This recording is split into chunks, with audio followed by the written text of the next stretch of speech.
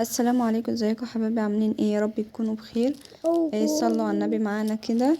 النهارده هنعمل مع بعض الشرشوبه. هو هنا حاول يلف العمود بتاع الشرشوبه، ما لفش معانا.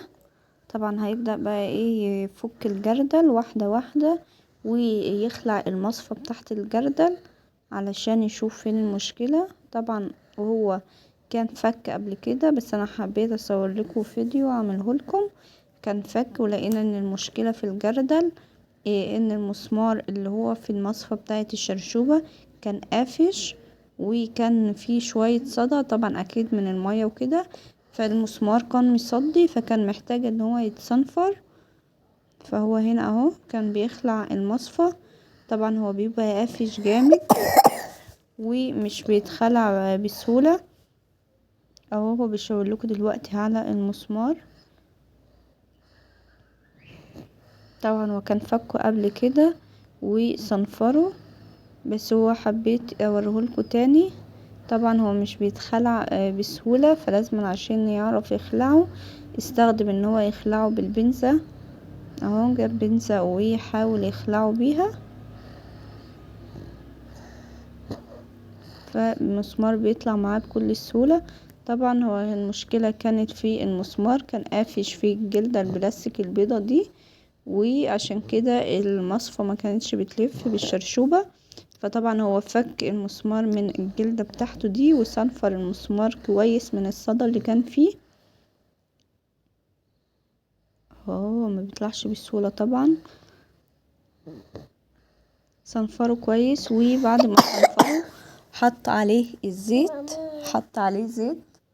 وحط في المكان اللي هو الجلدة البيضة اللي هو بيدخل فيه ده، حط برضو من جواها زيت. شايفين الصدى اللي بيبقى على المسمار والزيت؟ هو هنا بيوريكوا الصدى على المنديل عامل ازاي. وطبعا هو زيت المكان ده برضو اللي المسمار هيدخل فيه وهيركبهم. اهو بقى بيلف بكل سهولة بعد ما صنفره، وهيركبه تاني في مكانه في الجردل اهو. وهيضغط عليه بالبنزة عشان يحكم مكانه كويس وما يتخلعش مننا اهو كده. كان بيضغط عليه. طبعا ما شاء الله عليه نضيف جدا، وبيحب ينظف الحاجة بتاعته اول باول. جاب معانا المصفى وهيركبها تاني بقى في المسمار في مكانها، وهيجرب ان هو يلفها.